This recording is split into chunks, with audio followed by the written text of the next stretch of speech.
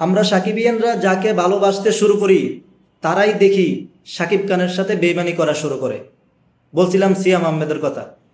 সিয়াম আহমেদ ভাই, আপনি জীবনে কয়টা ছবি করছেন আমি জানি না, তবে আপনি ইন্ডাস্ট্রিতে কয়টা ছবি আপনি সুপার হিট দিয়েছেন, ব্লকবাস্টার দিয়েছেন? একটাও না।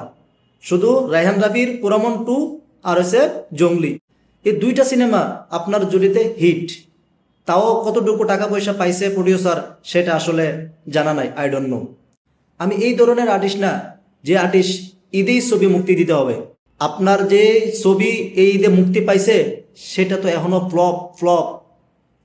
আপনার যে ছবিটা 8 থেকে 10 কোটি টাকা আপনার কাছে খরচ করছে, এটা ওটিটি রাইসে বিক্রি হবে মাত্র 30 লাখ টাকা।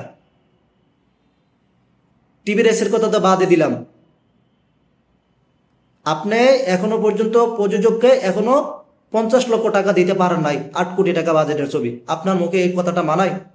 ভাই, আপনাকে অনেক সম্মান করছি, আপনি প্রত্যেকটা ইন্টারভিউতে শাকিব খানকে সম্মান করতেন, তার জন্য মূলত আমরা এই সম্মানটা আপনাকে করতাম। কিন্তু গতকালে ইন্টারভিউ দেখে আমরা হতাশ, পুরাই আমরা হতাশ, সাকিবিয়ান আমরা হতাশ হয়ে গেছি।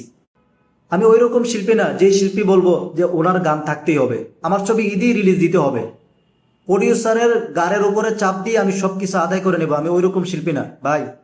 আপনি এটা কাকে বললেন ভাই? শাকিব খানকে বললেন? শাকিব খান ছাড়া আর কে আছে?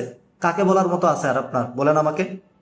আপনার দুঃখটা আমরা বুঝতে পারছি, এত বড় একটা বাজেটের ছবি করছেন কিন্তু একটা সিঙ্গেল স্ক্রিনের মালিকেরাও আপনার ছবিটাকে ডাক দেয় নাই।